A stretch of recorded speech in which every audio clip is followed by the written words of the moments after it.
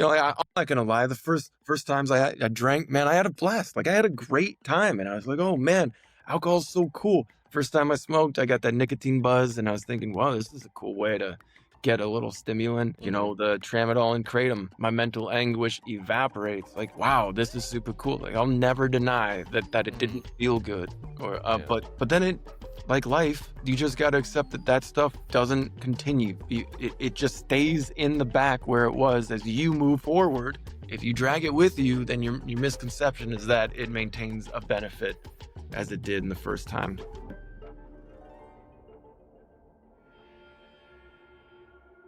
Hello, and welcome back to Retrieving Sanity with your podcast host, Keegan, and this is your podcast for all mental health, addiction, recovery issues, and topics. And I've got a question for you. Did you listen to our last episode about Kratom addiction?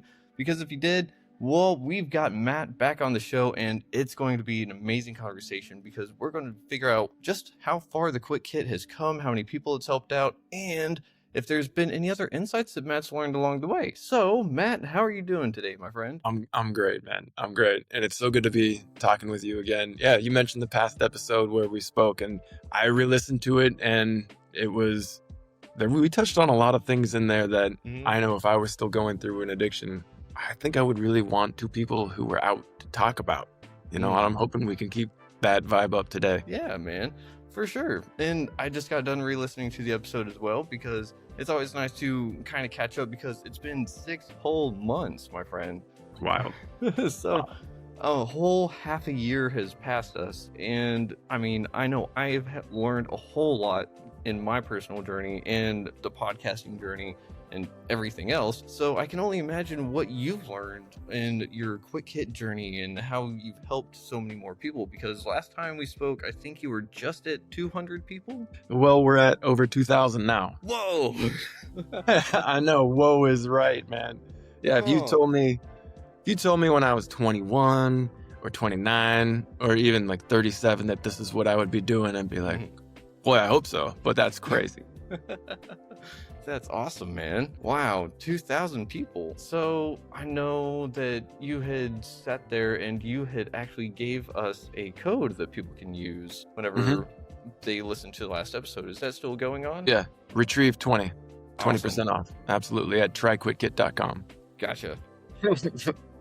What is one of the things that you've really learned with the QuitKit journey so far? Because, I mean, you said that you wouldn't have seen yourself so many years ago in the position that you are now, right? So what about 6 months? What have you learned in that time frame? So my addictions were always internally focused to the point where I felt that this was my private battle and I had it all behind a curtain.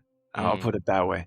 Yeah. Nobody knew that I was going through hardships. I really never told anybody. And that was a heavy burden on me. And I think addicts in general share a similar story, but I had no idea until I got involved in recovery in the way that QuitKit has been, just how many people are aching to quit something that they're holding on to privately, keeping it secret from their kids or their spouses. They don't want to go to rehab. They don't want to get Suboxone. They want a chance to quit at home. And that is what I was when I created QuitKit, when I quit drinking, when I quit smoking. It was like, I think I can do it. I don't know if I have the right tools. I don't know if I have the right mindset. So over the past 6 months with QuitKit, it's opened my eyes. There are so many people out there holding on to these private problems. Once they see that somebody else has gone through it and that there might be a tool that can help them, wow, it really connects. Yeah, no, you're dead spot on right there, because I know for myself, whenever I was trying to quit alcohol, I was sitting there, or cigarettes or anything like that. It was always like, how can I do this easily? Like, I don't necessarily want to let people know that I'm struggling with this or anything like that. And that's why I think that our episode was so powerful that first time, was because we kind of hurt each other in our pain, you know? Yeah, I completely agree. And then you expand that across the country and you see people. Well, I'll talk specifically about Kratom right now because since we have spoken, 6 months ago, the popularity of it has absolutely exploded. It went from a $2 billion industry to what's projected to be a $17 billion industry by, in like 8 years. What? That's massive. And it's not because It's just helping people manage some chronic pain like it used to do back before it was hypersynthesized into this addictive substance. It's like people are finding this at gas stations, vape shops, smoke shops, online, boutiques, and they're getting trapped by it. When we spoke last, I remember talking about Kratom and trying to explain it, and I think now it has been on CNN's homepage, it's been in Bloomberg, it's been in Wall Street Journal, New York Times. The nation is finally catching on that this is no joke, and it might be the next American epidemic. Oof. Man, that's kind of rough to say. How weird is it that you're kind of like at the frontier of like, hey guys, like this is a problem. I have something to help at least, but I mean, that is crazy to think about that you're just ahead of the game right there. It is. It's very odd. It's so odd. I'm on TikTok now, and I got, I post every day, and I just try to help people who are in a position that I was in, try to gain an advantage over the quit. Like that's how I see it. It's like there are things out there. There are ways you can prepare yourself, physical and mental, that will give you a strategic advantage over your quit so that you're not so afraid of it. Man, I just booze, cigarettes, tramadol, kratom. I was terrified of quitting these things because I just didn't know what the other side would be like. I didn't know if I had what it took to get through the withdrawals. And so I felt like I was just fumbling around in a dark room trying to get out of this cell that I had created for myself. But I try to give people actionable advice about how to prepare mentally and physically to beat that thing. To beat that thing. So you're not talking about just kratom in general. You're talking about like, hey, let's tackle addiction as a whole, right? Oh, absolutely. Yeah. We talked about the subconscious and the conscious and the way that they interplay and how it can actually kind of keep you trapped in doing something you don't want to do. So I have leaned into that in a big way, trying to figure out how to convince the subconscious, actively convince it that what it originally found so cool and so pleasurable is actually now destroying your life. Like we had talked about last time, how when you first discover a drug and it's bringing you a lot of pleasure, your conscious brain is obsessed with it. It's like, whoa, holy cow, this is amazing. Like, what does it feel like? What does it taste like? Where can I get it? What's the name of that guy over there that gave it to me? And then the subconscious files these things away under one of two columns, which is it brings me pleasure or it brings me pain. And it obviously brings you pleasure when you start taking the drugs. Your subconscious is like, oh, well, this is awesome. But it can't make these evaluative decisions every time you take it. And that's how your brain works when you engage in something that's initially incredibly mentally, energetically stimulating. Well, your brain's like, okay, well, we can't do this amount of energy every time. We have to keep the body running. So we'll make it a habit. It'll make it easier to understand it, to see it, to taste it. It's not as surprising. And your subconscious moves on to other things. And then when your drug is ruining your life, your conscious brain comes awake to that and starts crying out, stop taking it, stop taking it. But your subconscious has already filled out the column, brings pleasure, and moved on to other things. It takes a Herculean effort, if we could put it that way, to just overcome your subconscious desires. But you can strategically reconvince your subconscious to take another look at what you're doing. And if you can make it see the other side like your conscious brain now does, then you set yourself up for success in a huge way. So, yeah, I remember you talking about how it takes an immense amount of overwhelming evidence and energy to make your subconscious flip that switch. And that's one of the things that I think is so important about outreach and stuff, is that it helps that subconscious mind start to maybe connect the dots, do you think? Absolutely. I think of it as, let's say, if you can make your subconscious curious again, as opposed to just having taken the note, filed it under the column. But if you can say, oh, okay, I'll give you an example. There's this interview out there on YouTube with Dax Shepard. He's an actor, and he talked about his addictions and going through them. I don't know much of his work, but watching that, I saw so much of myself, and I saw so much of the success that he has had since, quitting it, being like, man, this guy just seems like someone I could get a coffee with. And then my subconscious is like, hey, man, maybe it's not so hard to quit.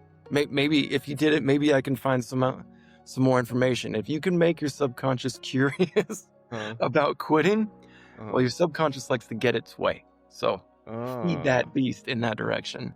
Okay. That it kind of makes a lot of sense. And for some reason, whenever you were talking about that, what happened in my brain was, whenever you played a video game that you love for the very first time, Absolutely. would you love to play it for the very first time again? Yes. Yeah, that's exactly how I would just imagine making my subconscious curious again about something, is like to have that same feeling, Oh, that's fat. I love that analogy. Mm. Yeah. Yeah. Okay. So if you could go back, or if you could find an analogy for an addiction that you quit, how might you have made yourself curious, do you think, to be fascinated again about quitting? Ooh, about quitting, right? Or about using, or in general, just Or just like, consciously trigger your subconscious.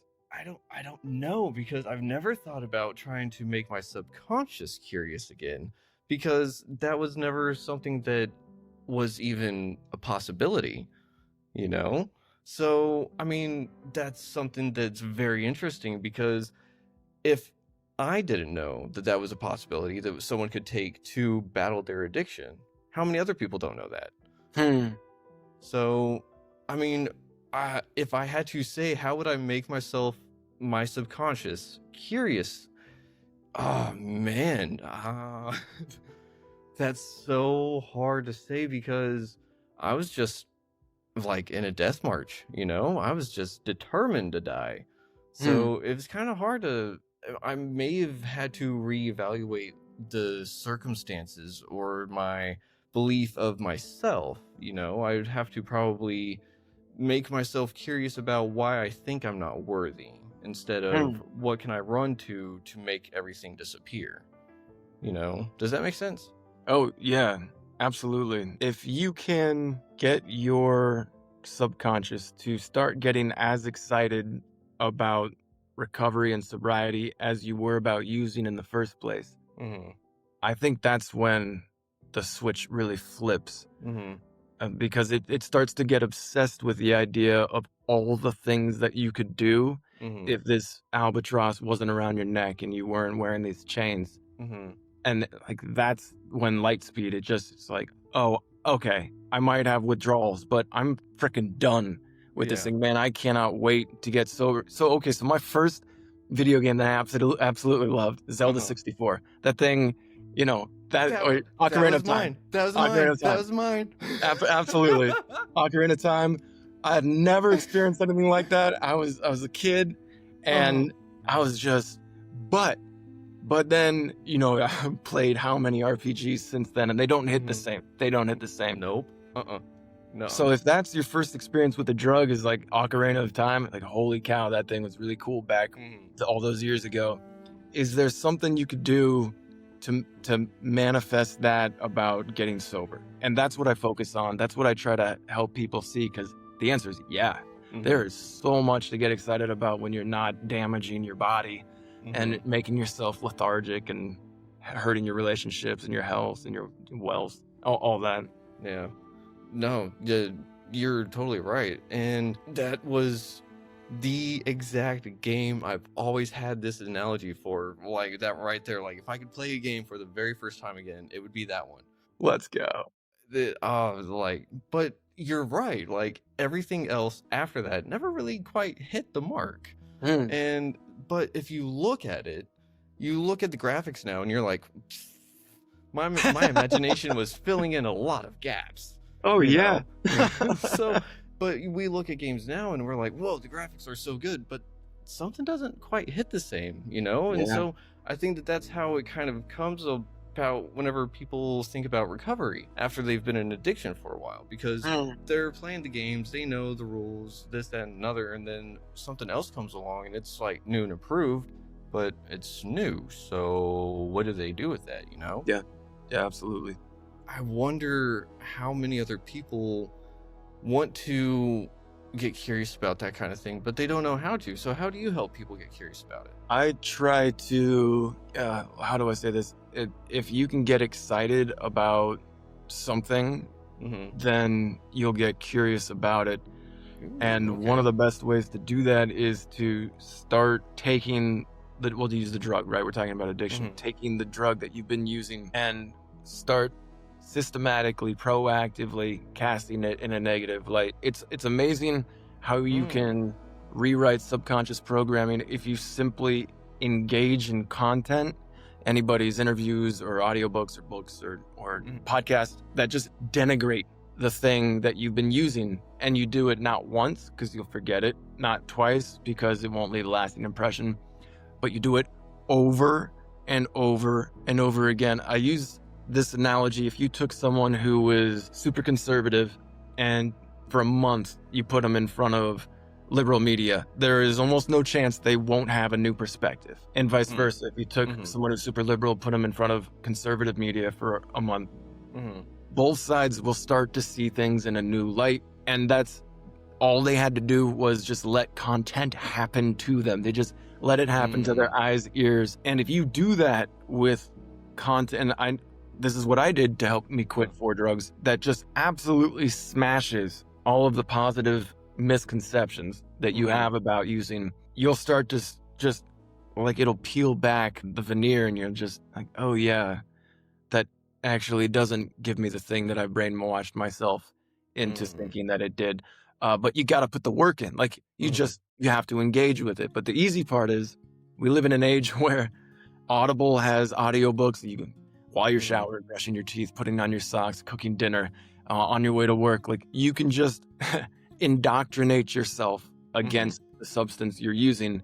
And that helps build a curiosity and momentum to reframe your addiction as the thing that hurts you, not the thing that helps you. I love that. Reframing it entirely in the way of how it essentially is viewed from one's own lens. I think that really does hit a mark too, because I know whenever I was going through my addiction, there were times where I absolutely hated alcohol. And I mean, for a large part of it, I did. But at the same time, it was the only thing that I knew that would take away the pain that I was trying to run from. And so it was still one of those, like, pro versus con. The con was still the winner, you know, because the pro of, like, not alcohol was trying to be sober, and sober back then just equaled pain because I had a lot of unresolved issues, you know? So how do you get someone to be excited about that? Because for me personally, getting into recovery and starting a healing journey, it can be kind of addictive in its own right. You know, it's like, ooh, I fixed this about myself. I wonder what else I can fix next. Right. I think step 1 is proving to yourself that you can have a reward that you can point to and say, hey, I did that. That has nothing to do with the substance. I'll give you an example. Okay. When I quit Tramadol, this was 2017. I was living in Nairobi, and I had been using Tramadol for about a year. I picked it up in Liberia when I was living there. I had gotten into a motorcycle accident. It's a partial opioid agonist. It's a painkiller. Right. Like, so 5 days after that prescription, it was a 5-day prescription. I was like, well, I felt fantastic on that, so I want to keep taking it. I didn't need a prescription in Liberia.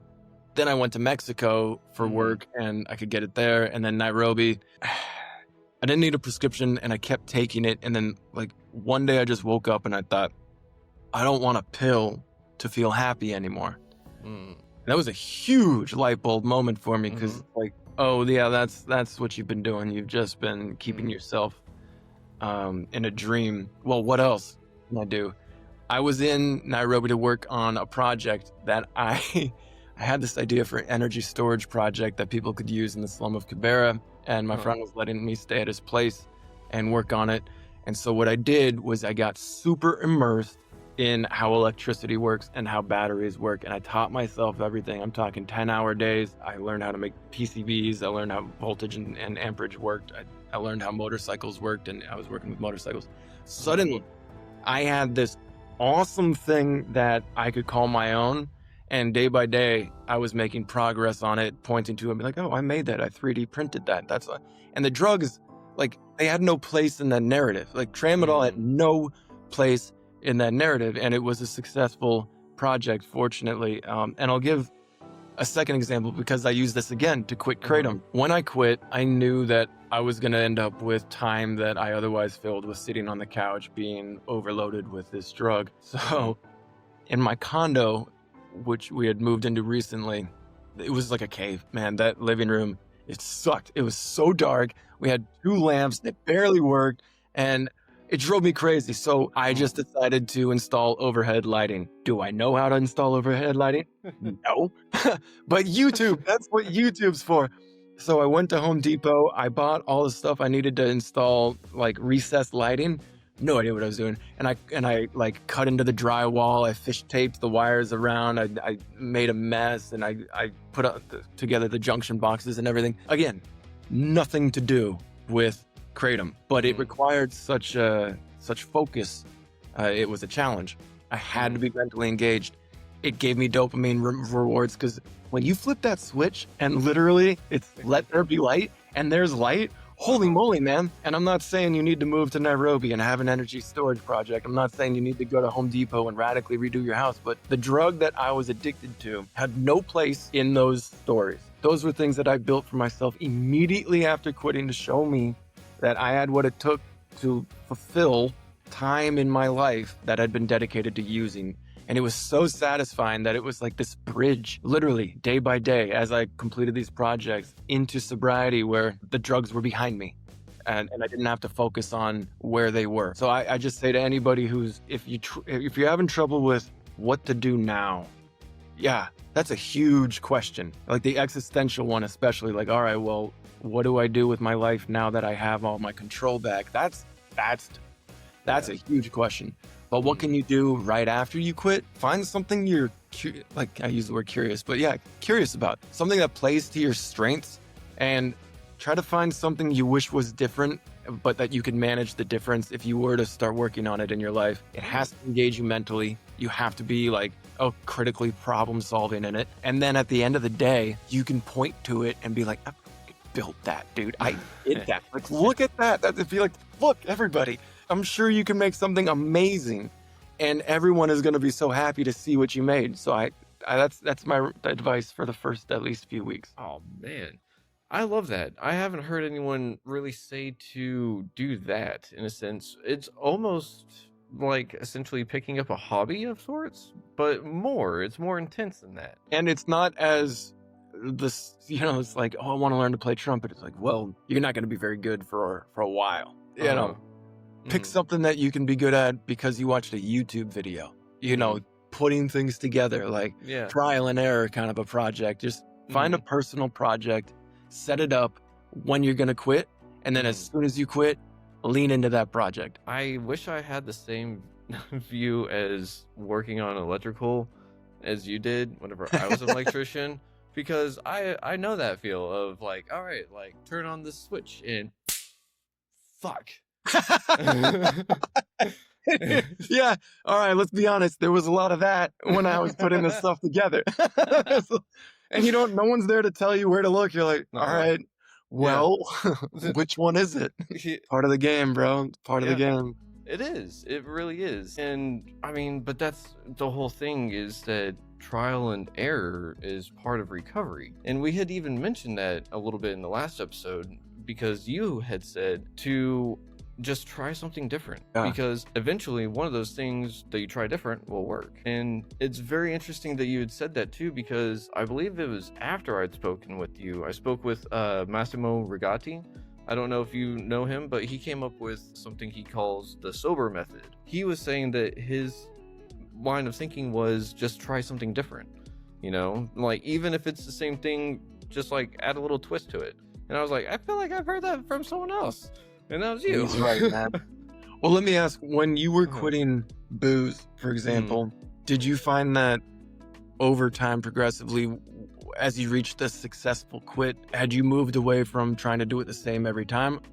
And was there any special ingredient to the quit that actually stuck, that you can say, man, I'm glad I engaged in that, because it really helped push me to the right place? This is kind of like weird, right? Because my recovery just was a little wild to begin with, because whenever I'd gotten my alcohol detox, I'd fallen into delirium tremens and woke up in the hospital 4 days later And then a week or so after that, I wound up down 6.5 hours away from home and stayed in rehab for 9 months. Then went to sober living and stuff like that. But I still had like my little run with Benadryl of sorts. And then, so that was kind of my thing, is that I was still running from something. I didn't know what, but that was the thing, is that if you take a little bit more Benadryl than you're supposed to, like if you take 2 or 3, it helps with anxiety. Oh, I figured that out the hard way. But so with alcohol, it was, I was removed from it completely. Like I died essentially, right? Because I had my near-death experience. And so for me, it was like, that was the quitting point. Like I tried to quit, I did the ultimate quit, and I haven't looked back. But for everything else, for the mindset that came with it, it was podcasting. You know, that's the thing that really got me into the mindset of like, all right, I'm making something and I have no fucking idea what I'm doing. Hell yeah. Yeah, I was imagining if you had a basement or something like that, that you had been wanting to turn into a podcast studio, and it's like, all right, well, I don't want to drink anymore. No.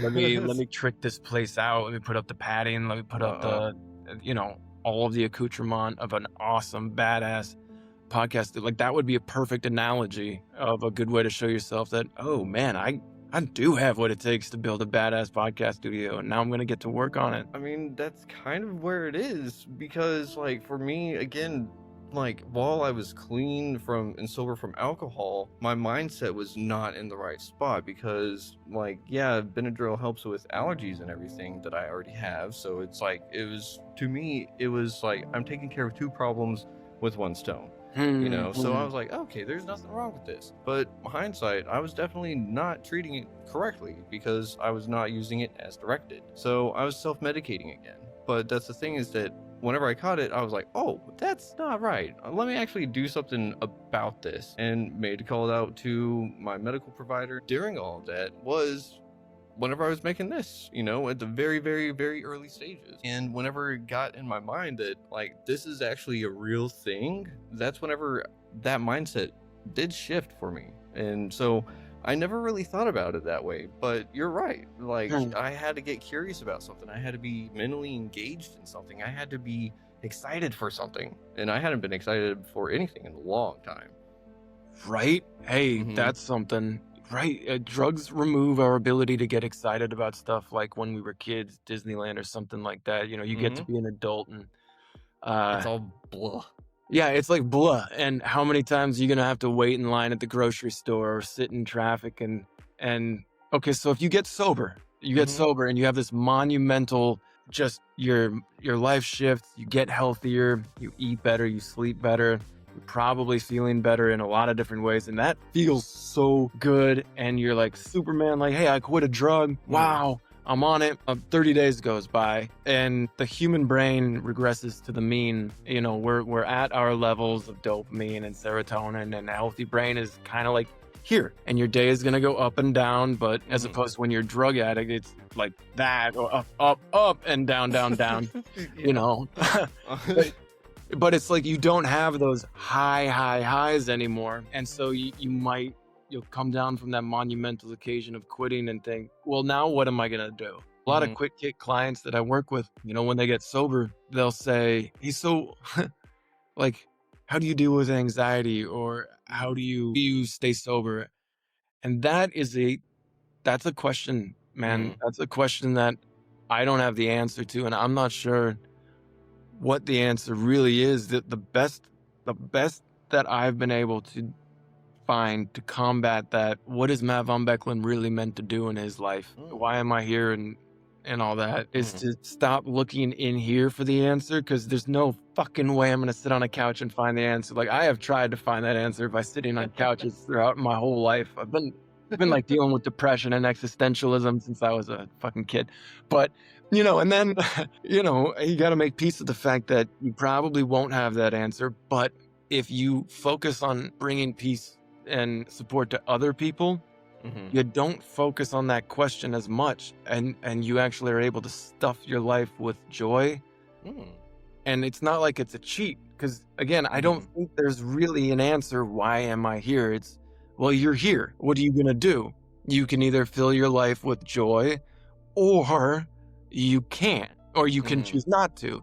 And really, that's all you'll be able to come up with on it if you sit down on a couch. Like that's what you can choose. Hopefully you'll get this break in the clouds and the light will shine down and it'll be like, here's your answer. But until then, my advice would be to just try to find ways to bring other people joy, and it'll come back 10 times to you as a result. No. One of the things that I'm hearing in that I'm absolutely loving is that you're just trying to say be intentional, you know? You're not sitting there, literally sitting on the couch waiting for life to come to you. You're coming to life. And that's so much more empowering. It's like drugs rob us of the ability to do that. They convince us we don't need to. All we need to do is take more. Then as soon as you have the reins back and you're driving, that's two mixed metaphors. No, run with it. It's fine. We love this rabbit hole train. Hell yeah. Yeah, being intentional is rewarding yourself for giving yourself responsibility. And if responsibility has this negative connotation to it, but if you're able to take responsibility for bringing other people joy or helping other people, then you might find yourself feeling way better than you thought you would have in your quest for that existential answer.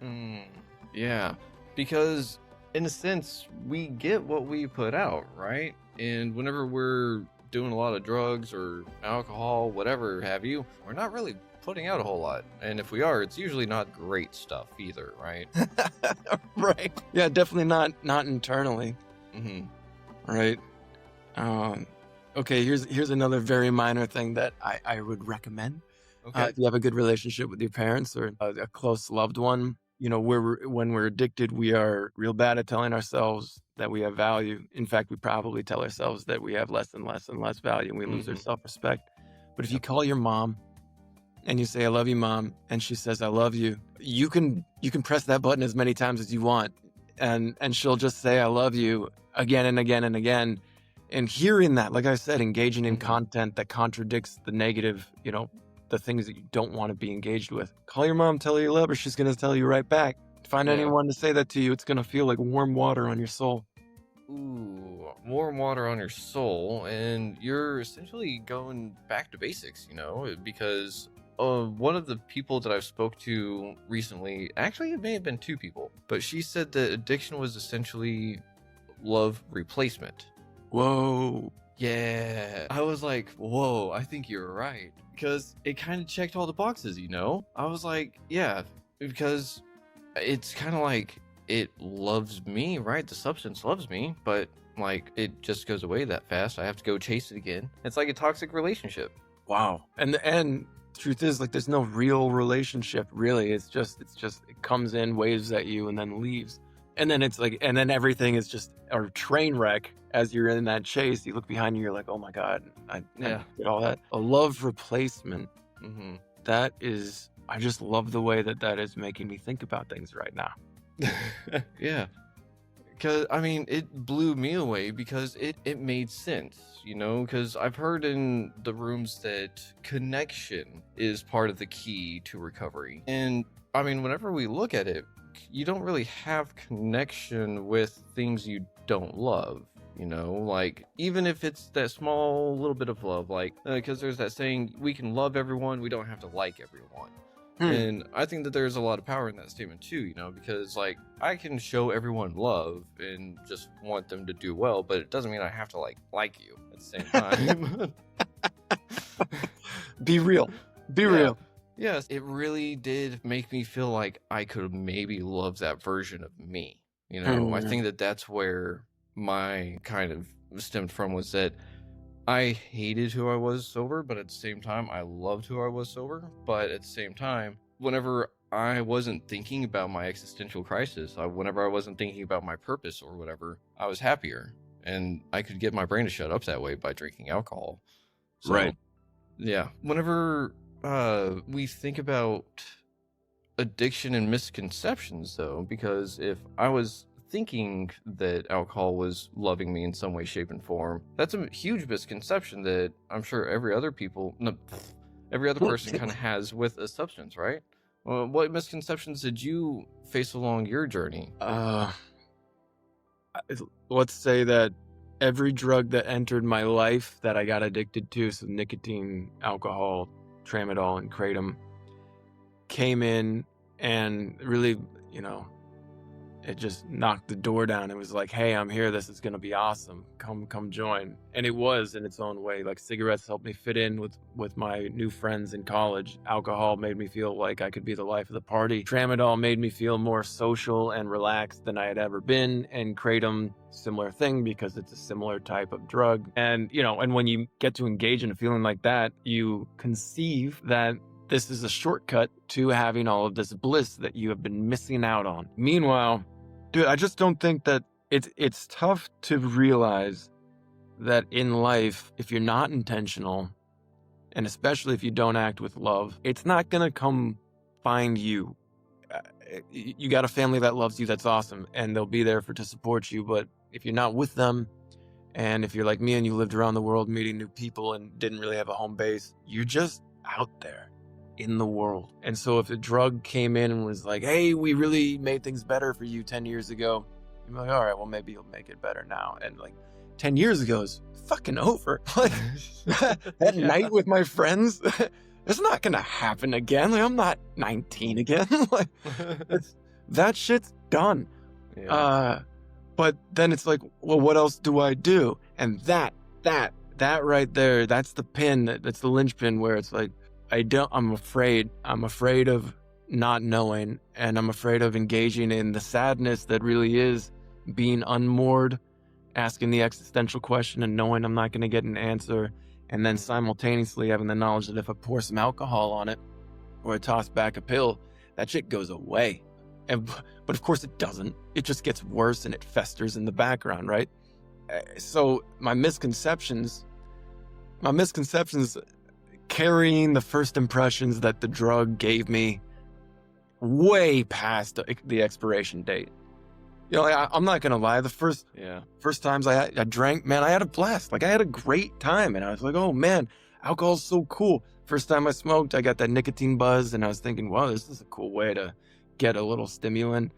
The tramadol and kratom, my mental anguish evaporates. Like, wow, this is super cool. Like, I'll never deny that it didn't feel good, but then it, like life, you just got to accept that stuff doesn't continue. It just stays in the back where it was as you move forward. Mm-hmm. If you drag it with you, then your misconception is that it maintains a benefit as it did in the first time. Ooh, I think that's the only misconception someone needs to really understand. Because you like explained it so well whenever it comes to certain addictions and things like that. Because I think whenever we first spoke, I was still vaping. I got my nicotine. No, I'm 2 months free now. So let's go, my man, Keegan. Yeah. But that was one of those things is that I was like, my mouth was starting to get sad is the best way that I could put it. I was like, my mouth is starting to get sad. So I was like, I don't enjoy it anymore. Like if I wanted to get that nicotine buzz, I'd have to go like a whole day without it. And then even then it'd be like the first 2 puffs would be like, oh yeah, you got a little bit of and it's gone. Damn. And it's gone. Yeah. And you got your nicotine in there, and then it's like, well, I got a whole thing left. Am I going to continue to smoke it? Like, it's here. So, yeah, at one point, I was like, I don't want to spend any more money on it. So, it's either spend more money on it that I don't want to spend, or I just kind of quit. So, I was just like, fine, done. Legend. Absolute legend. But that's the thing is I've done that before with nicotine, and it's hard to do. But that's the thing is that I know some of the tricks with nicotine. It's the first 3 days, and then after the first 3 days, it's all a mind game. So that's where this little thing comes in. Like if I need an oral fixation, I just throw this on in my mouth. It's a little chew toy. That's awesome, actually. That's a good idea. So it's one of those things, like there's things around it, because like with my oral fixation, sometimes it's my anxiety that acts up. It makes my just jaw clamp, and so that helps. And that was one of the things that nicotine helped keep at bay, was that social anxiety, for instance, But I mean, throwing this in my mouth in like an office space is going to be a little weird. But there are ways to fill those kind of gaps. But I think people have to be conscious of those first. I think your example is a really good one. It reminds me a lot of myself. I think a lot of people look at quitting a substance as, once I stop taking it, I'm quit. But I still have to deal with these residuals. I did a whole lot of work to quit, but now that I'm quit, I'll find ways to deal with the residual effects of the mental game, for example. And I think that if you still have these residual effects, you can be, I use the term proactive or intentional, but I don't see any reason to stop engaging in the content that I had mentioned that will continue to push that addiction that if you finished into the like darkest corner of the, no, we hate this kind of stuff in your brain. I had trouble quitting drinking for a similar reason, because when I quit drinking, I was left with these nights that it was like, oh, what the hell do I do now? And I play a lot of video games, and I had no joy. I was playing this video. I'm like, what am I doing? I don't even care about this game. Yeah, but if you don't, then what are you gonna do? So that was my chew toy, was video games. And so I thought, all right, maybe I'm not as done with this as I thought I was. So I just kept listening to books by William Porter, Annie Grace, Alan Carr, Craig Beck, who have all chronicled how they beat their addiction. And any time that I did that, I felt alive. I felt this rush and surge of motivation and strength and confidence. And I just kept doing that until now my PS5 is in a storage locker. It's gone, man. I was like, I don't need this anymore. I don't. Maybe in another few years, but this is like my Novocaine. Like, what am I doing? I don't even like this game. But I don't know if I would have gotten there if I hadn't continued to retrain my brain. And if you quit a drug and you're like, okay, I'm done, why don't I feel awesome all the time yet? It's like, well, maybe you're not done with that training. Maybe there's a lot more that you can continue to do to push yourself to be that ultimate badass where, yeah, you think about it, but you don't crave it, or you think about it, but it doesn't affect you. And you've moved on from these kinds of things. That really helped me with drinking. Ooh, okay. Yeah, for me, whenever I think of drinking or like try to talk about alcohol too much, my stomach actually gets nauseous from like wanting to throw up from it. Yeah. So, but that's things that like my body was trying to reject it while I was still trying to drink it. And then after I had my detox and everything, my body has like, alcohol is like a nope, like thinking about it like makes me want to throw up. So got you. Yeah, I'm about lucky that in that. too.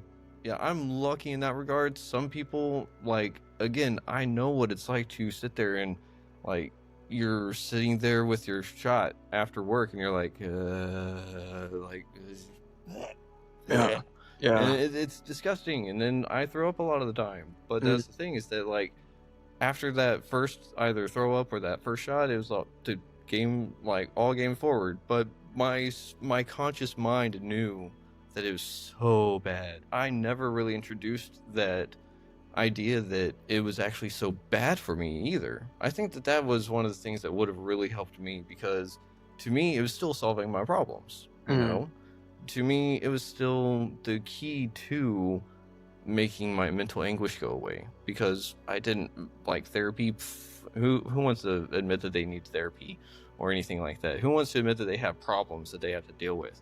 Who wants to admit that and pay for it? Yeah, but you know what? I would much rather do that kind of stuff and be where I'm at now, instead of doing what I used to do and be just probably dead in the ditch, to be honest. I'm so glad you're not, man, because you're an awesome human being. Well, thanks, man. And I'm really glad I'm not either, because I get to sit here and speak with you, and I'm really glad that you're not either. I am too.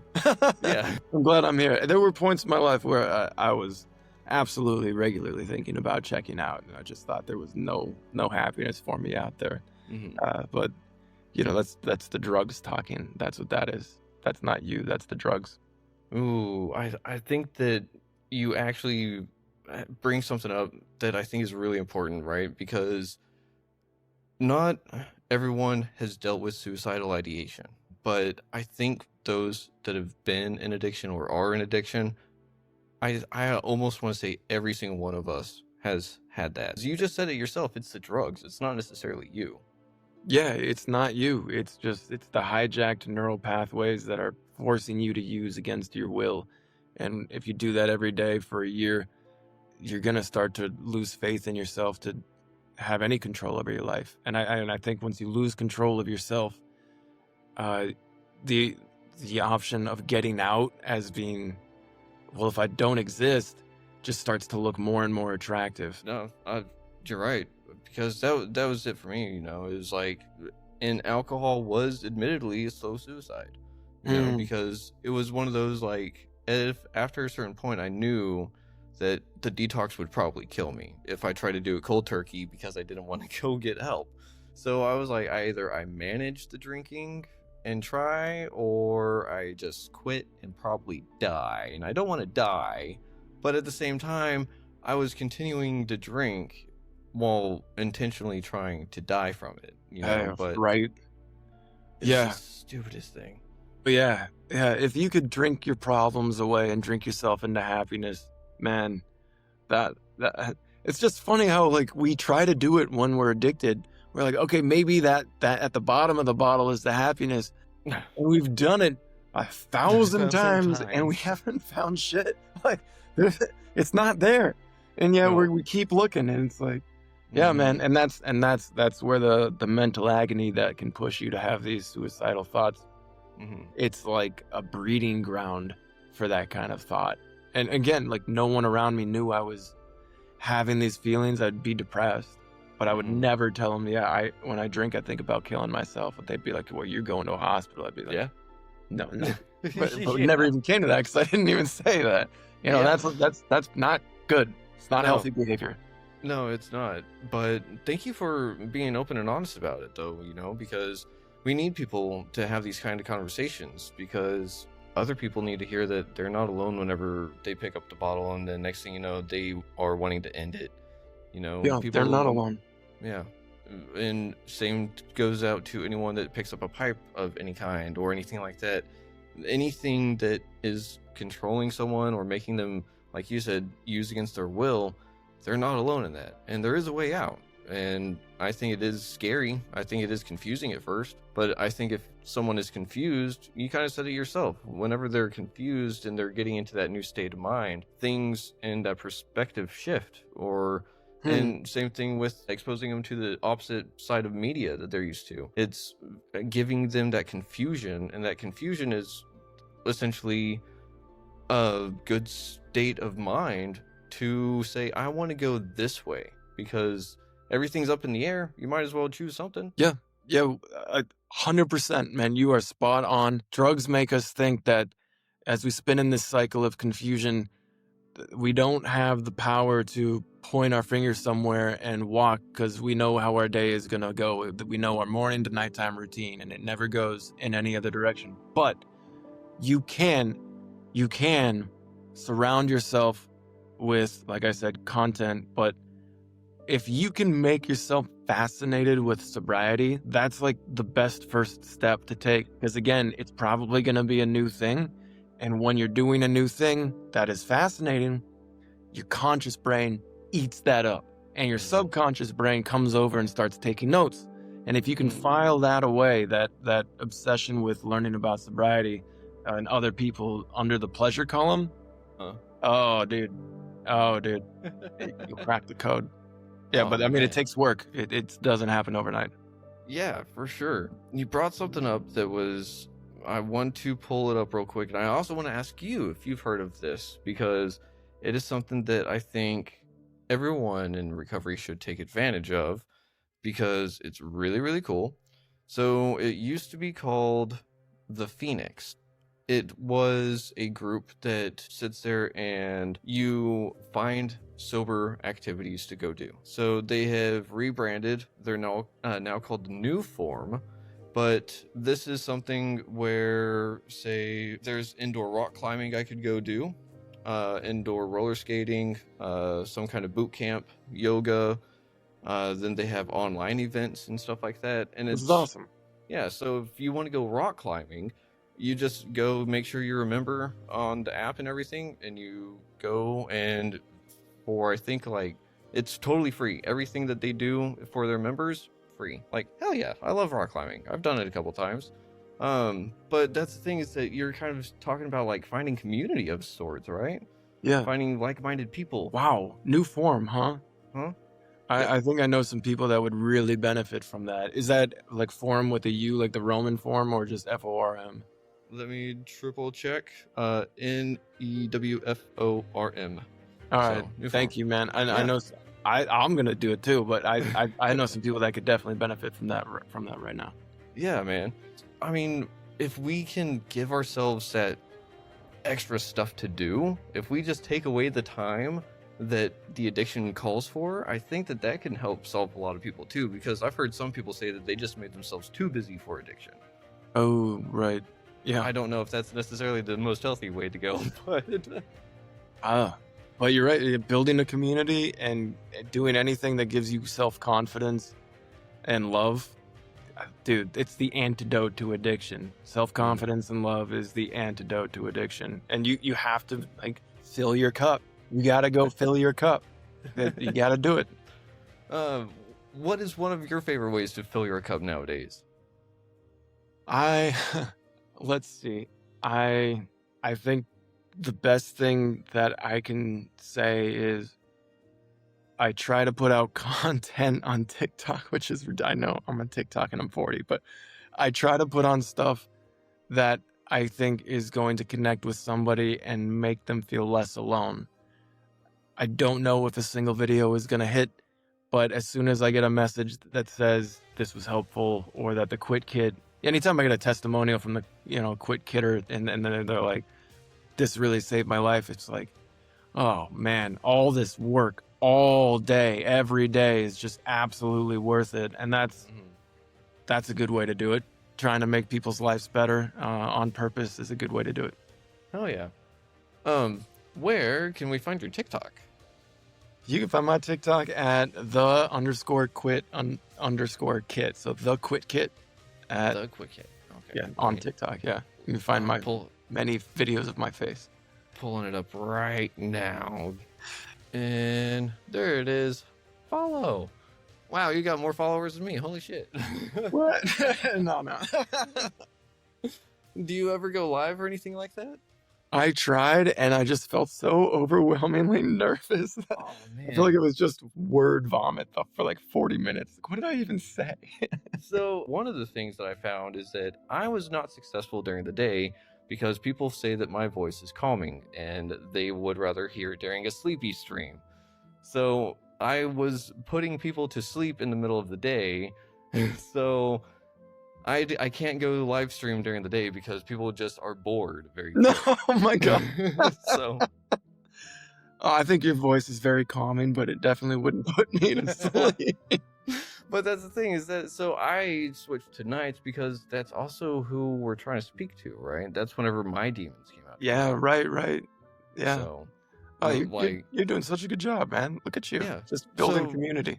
What I'm saying is, like, I'd love to get you on, like, so we're both live at the same time. Let's set up a time, or like a Friday or something, that we'll sit there and we'll I'll message you whenever we're doing it and whatnot, and then see if you're ready to hop on or something. That would be an absolute honor, man. I would be so honored to join you. Yeah, that'd be awesome. I do want to ask, we can see you on in the future again, right? You can see me anytime, brother. Just let me know. Sweet. I appreciate that, because it's just one of those things that having a guest like you is phenomenal, because we get to sit here, we get to talk about addiction, we get to relate about it, really. But the thing is that we don't focus on it. We're not sitting there going like, oh, let's talk about war stories and like the things we used to have. You know, we're sitting here, we're talking about like more of the solution. We're talking about like, hey, this is our mindset, our perspective shift and everything. We're talking about how someone can actually get sober, you know? Right. If we can give people hope, and if we can give them something that they say, huh? I'd like to try that. I feel like this couldn't have been a better use of time for us, because someone out there hopefully is going to listen to this and think, maybe there's something different I can do next time, and it'll hopefully help them get where they need to go. Yeah, for sure. And the QuitKit is essentially whenever someone is ready for the end of addiction, right? That you couldn't say it better, man. Yeah, once you've gotten to the point where you can see yourself as, I want to be quit, and I don't want to be an addict, and I know that in my bones. I want to be clean. And you're worried about physical withdrawals. That's where QuitKit can come in and hopefully be of help. But I hope that anything we talked about tonight gave someone a new perspective to help their mindset go where they want it to go, because I want people to get the life they deserve. That's really the motto of QuitKit. I hope that it brings you closer to the life you deserve, and make a habit of breaking your habit. Really just make a habit of breaking your habit, because you're only one quit away from the final one, honestly. Is that the slogan for the QuitKit? It's my slogan. Make a habit of breaking your habit. That's what I like to tell people. And if you keep doing it, you'll get there. Man, I love that. But I got one last question for you. So, Matt, the name of this podcast is Retrieving Sanity. And we explore how all facets of living life impact mental health. Looking at the incredible motley adventures of your life, what does retrieving sanity personally mean to you today? And what's one practice or perspective you believe is crucial for anyone on that journey? Retrieving sanity for me. How about my ongoing quest to be able to sit with my own thoughts and not feel like I'm on fire in this world, and that I'm not just some square peg in a round hole. That's what retrieving sanity means for me, because I think it's all just a bunch of bullshit in my head where I tell myself that I'm not X, I'm not Y, and I'm not Z. And, having conversations like this with you really helped me make me feel more normal and more right in this world. So, like I say, you got to fill your cup. Yeah, man. Thank you for sharing that. And just thank you for being on the show, being vulnerable, being authentic, and just letting it be real with me and the audience, because that's how healing happens. And I think that's how recovery happens. I can't wait for our next conversation, because if this one was this awesome, I can't believe it's already been over an hour. If this I'm just bummed we have to do this every 6 months. We're gonna do this for like 10 years, and we're gonna have kids, and like Keegan, you saw him last time he was in first grade. What do you mean he already graduated?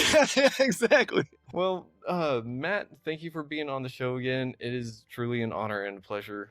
And we'll try to make it sooner than 6 months this time. And everyone out there, thank you for listening to Retrieving Sanity on WDJY 99.1 FM. And, oh yeah, Matt, do you remember that number that someone can call if they're having a mental health crisis? Go ahead and tell me. 988. Yes, Okay. sir. So, with that being said, everyone out there, much love to yourself. Love others if you can, but you gotta love yourself first. And we will see you in next week's episode. But until then, much love. Shalom.